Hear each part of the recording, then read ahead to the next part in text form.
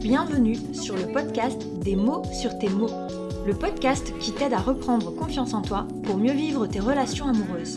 Je suis Alexandra, coach relationnel diplômée et certifiée, et sur cette chaîne, je te partage les découvertes, les notions et les secrets pour enfin vivre une relation amoureuse stable et épanouissante. Que tu sois confortablement installé, en train de faire ton ménage ou ton jogging, c'est parti pour un nouvel épisode. Coucou, j'espère que tu vas bien. Cette semaine, je te parle de ce qui va se passer dans ton couple si tu continues à vouloir contrôler les choses et à te mettre à la place du persécuteur. Il s'avère que parfois, dans le couple, on a des partenaires, celui ou celle qui est dépendant affectif dans le couple, se met à chercher en fait des mécanismes de protection. En fait, cette personne, elle va chercher un moyen de relationner avec son partenaire. Si en face d'elle, elle a quelqu'un qui est assez docile, assez gentil, quelqu'un qui se remet en question, quelqu'un qui n'ose pas s'affirmer, prendre le dessus. La personne dépendante affective, elle peut très très vite tomber dans le contrôle et dans le rôle du persécuteur. Le rôle du persécuteur, je le rappelle, c'est un rôle que chacun peut prendre et un rôle que j'ai extrait du triangle de Karpman. Ça, j'ai fait des épisodes précis à ce sujet, le syndrome de la victime, le syndrome du sauveur et le syndrome du persécuteur. Je t'invite à aller écouter les épisodes par la suite si t'as envie de te rafraîchir la mémoire. En tout cas, quand je parle de persécuteur, je parle vraiment du persécuteur au sein du triangle de Karpman. Donc, la personne dépendante affective qui tombe dans le contrôle et dans la persécution, elle a mis en place un système d'autodéfense. C'est pour se protéger qu'elle fait ça. Mais elle se rend pas forcément compte que pour se protéger, au travers de cette manière de faire, en réalité, elle a instauré une manière hyper malsaine d'entretenir son couple. C'est-à-dire que c'est elle qui a le dessus. C'est elle qui impose en réalité ses choix, ses envies et sa manière de fonctionner. Ainsi, elle se rend compte en réalité qu'elle arrive plus ou moins à gérer ses peurs, qu'elle arrive plus ou moins à contrôler ce qui l'entoure finalement. Le partenaire, lui, qui rentre dans ce jeu-là, il s'adapte. Mais le problème, c'est qu'on ne sait pas combien de temps ça va durer. On ne sait pas combien de temps le partenaire va tenir à ce rythme-là, en réalité. C'est pour ça aussi que beaucoup de couples explosent sans voir venir les choses, parce qu'à un moment, le compagnon de la personne dépendante affective, en fait, craque. Et là, c'est lui qui va passer pour le méchant. Parce qu'on va se dire, mais qu'est-ce qui se passe ? On comprend pas, elle l'a pas vu venir, il l'a quitté du jour au lendemain, etc., etc. Ça, c'est quelque chose qui peut s'anticiper. Et si tu es dépendante affective et que tu sens en fait que tu fais une misère noire à ton compagnon, il y en a, je sais, il y en a pas mal qui sont venus faire appel à mes coachings. Si tu sens que tu es dans ce cas-là, je te conseille vivement, si tu tiens à ton couple, de te remettre en question en réalité. Parce que c'est un peu ce qui te pend au nez. En plus de ça, je suis quasi sûre, voire certaine, qu'en réalité t'es pas heureuse. Parce qu'il y a toujours cette part de peur en toi qui est là, prête à bondir, prête à surgir, et du coup, ton exigence, ton contrôle, ta persécution vont faire qu'augmenter le jour où ta peur, elle va rejaillir en réalité. Parce qu'il va falloir toujours rehausser le niveau du contrôle dans le couple, parce que ça sera jamais assez. Ta peur, en fait, elle vient avaler tout ce qui se passe dans ton couple et tout ce peu de liberté que le partenaire peut avoir. Ça peut donner des exemples du style, en fait, comme j'ai besoin d'être rassurée constamment, je veux que toutes les heures, c'est une image, mais je veux que toute la journée, il m'envoie des textos, qu'il me dise ce qu'il fait, quand il le fait. J'ai besoin de savoir où il est tout le temps. Ça peut être un signe en fait de contrôle dans la dépendance affective. Ok, ça va rassurer la personne qui est dépendante affective, mais quelque part, si tu te mets à la place du compagnon, il va très vite se sentir en fait fliqué, infantilisé, pas libre. Et là, il y a plusieurs choix, il y a différentes sortes de personnes dans le monde, donc il y a différentes manières d'agir, mais on peut avoir en face du coup un partenaire qui va mentir, qui va pas tout dire, un partenaire qui va peut-être rentrer dans les clous et tout définir, mais qui au bout d'un moment va finir par péter un câble, comme je le disais tout à l'heure. En tout cas, je sais qu'il y a énormément de filles, c'est beaucoup des filles, on va pas se mentir, qui agissent comme ça. Il y a aussi beaucoup de mecs. C'est autre chose. c'est encore autre chose à mon niveau, à moi. Je n'arrive pas à affirmer que, à mon sens, je puisse à mon niveau les aider. Je sais que les filles, j'arrive beaucoup plus facilement à les aider. Les hommes, c'est beaucoup plus complexe. Les hommes ont beaucoup plus de mal à venir vers moi, à assumer un petit peu en réalité qu'ils sont dans le contrôle, etc. En tout cas, si t'en fais partie, si t'es un homme et que t'en fais partie, que t'as envie de te remettre en question, tu es le bienvenu, bien évidemment. Tout ça pour illustrer, en fait, le contrôle dans le couple.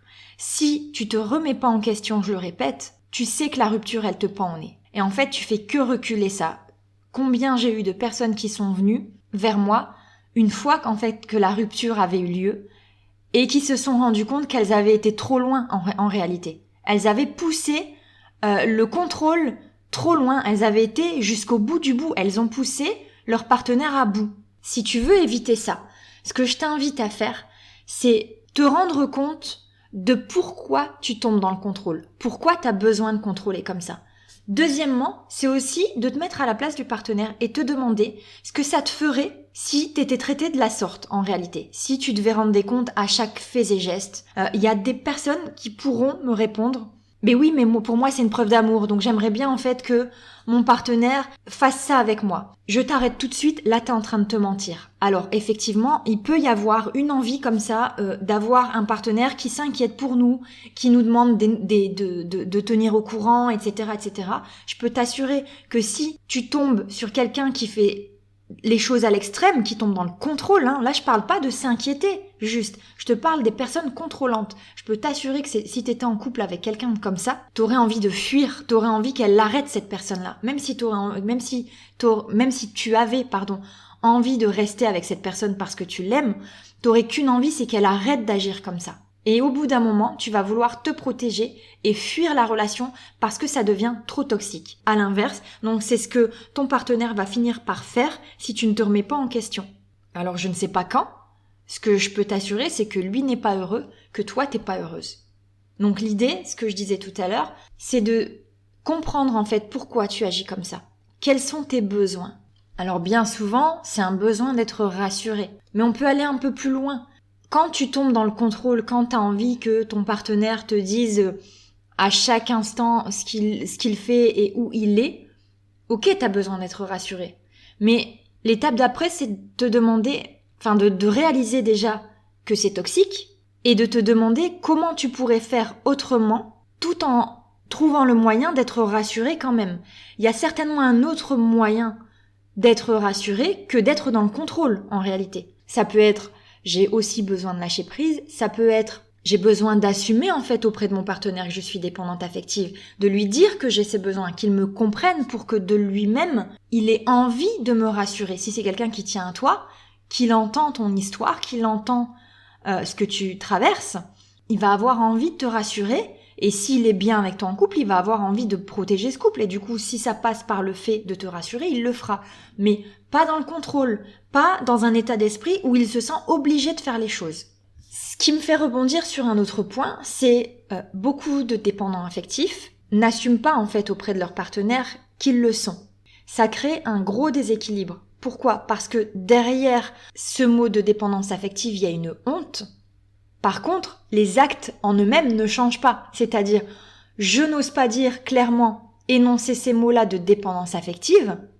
Par contre, mes actes me trahissent. Donc mon partenaire voit bien qu'il y a un problème. Mais si je ne l'énonce pas, mon partenaire ne sait pas ce dont il s'agit. Donc il est perdu. Et donc il ne sait pas par quel bout prendre le problème pour le démêler en réalité. Alors que si tu assumes que tu as cette tendance dépendante affective, que tu as besoin comme ça de voir où tu vas, d'être rassuré dans ton couple, etc., etc., il va se sentir cadré, voilà. Si une fois que tu lui as donné cette info-là que tu es une personne dépendante affective, il se met à fuir, c'est peut-être que c'est pas la bonne personne. En tout cas, vaut mieux le dire tout de suite, plutôt qu'à la fin, tu auras gagné du temps, de l'énergie et de l'amour. Il faut bien que tu comprennes que c'est pas parce que tu vas nier les mots de dépendance affective auprès de ton partenaire que tu vas effacer le problème. C'est-à-dire que on a un problème, on a le moyen d'y remédier. Donc le problème, c'est la dépendance affective. Le moyen d'y remédier, c'est la manière dont tu agis, en fait, pour te dépatouiller de tout ça. Et en fait, c'est pas le problème qu'on va changer, qu'on va éliminer, en fait qu'on va nier. Il faut qu'on change le moyen de te sortir de ce problème-là. Donc je sais pas si tu visualises. D'un côté, on a le problème, la dépendance affective. De l'autre côté, on a le moyen que tu utilises pour te sortir de la dépendance affective. Moi, ce que je veux que tu assumes, c'est ta dépendance affective. Ce que je veux que tu retires, c'est le moyen que tu utilisais jusque-là, qui est le contrôle. Le moyen, le contrôle, on le dégage. Et on le remplace par quelque chose de beaucoup plus sain, qui est déjà d'assumer qui tu es, comment tu fonctionnes et tes besoins.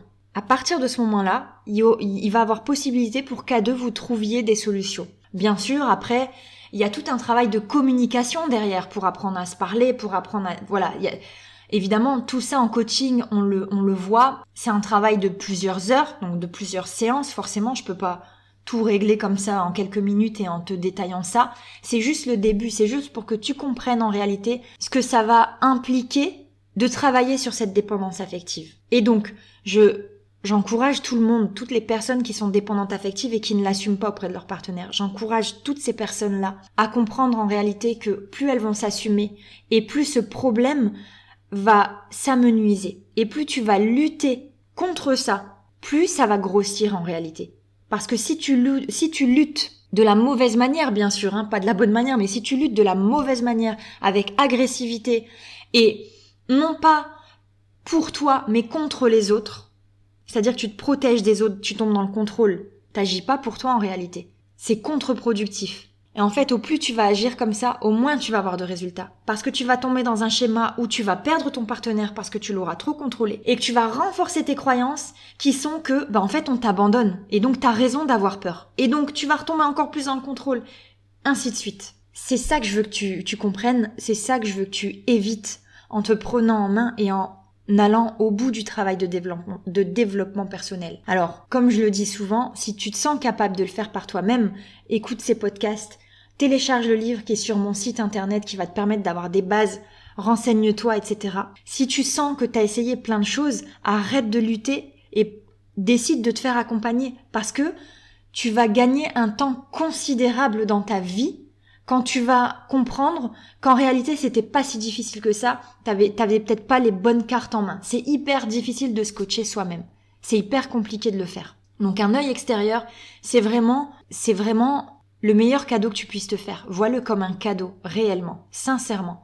Je suis persuadée, parce que j'en fais l'expérience avec mes clientes qui reviennent à la fin de leur coaching et qui se disent « mais j'ai gagné un temps considérable et je suis vraiment heureuse ou heureux d'avoir fait ce travail-là », je t'encourage à faire la même chose. Ça veut dire que dans 1 an, comme maintenant, ta vie, elle aura complètement changé. Pourquoi ? Parce que ta manière d'agir avec les autres, elle aura complètement changé. Et donc, ça va créer quelque chose de nouveau dans ta vie et forcément quelque chose de meilleur. Voilà. Si je te dis tout ça, c'est vraiment que je suis persuadée de ce que je te dis. J'en suis persuadée à 100% et de plus en plus parce que plus le temps avance, plus j'ai des clientes et plus j'ai des résultats. Et j'ai pas de mots en réalité pour décrire tout ça.